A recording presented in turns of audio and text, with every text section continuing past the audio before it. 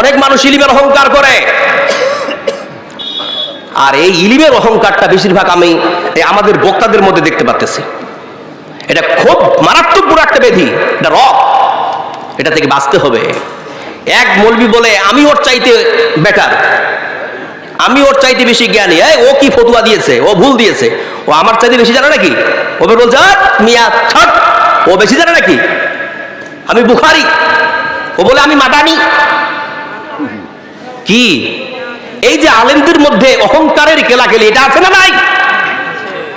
খবরদার, খবরদার প্রিয় ভাইরা। বেশিরভাগ এটা আমরা বাংলাদেশে দেখতে পাই। আমি বাংলাদেশের মানে টোটাল মিলে 7 দিনের সফরে ছিলাম, গতকাল বাংলাদেশ থেকে এসেছি।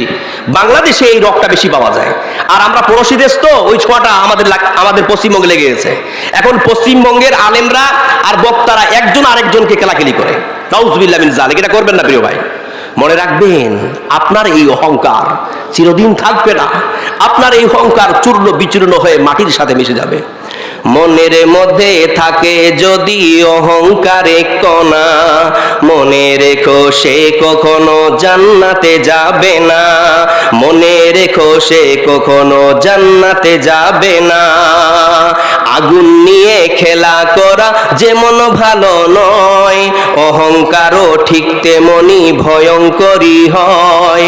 অহংকারী ধ্বংসের মূল জানে সকল জনা, মনের মধ্যে থাকে যদি অহংকারে কণা, মনে রেখো সে কখনো জান্নাতে যাবে না।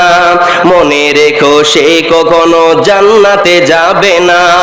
এই দুনিয়ার রঙের মেলায় করছি জীবন পার, মাটির সাথে চূর্ণ হবে আমার অহংকার। এই দুনিয়ার পাপের মেলায় করছি জীবন পার, মাটির সাথে মিশে যাবে আমার অহংকার। ঠিক কিনা? এই অহংকার একদিন দেখবেন মাটির সাথে চূর্ণ বিচূর্ণ হয়ে মিশে যাবে।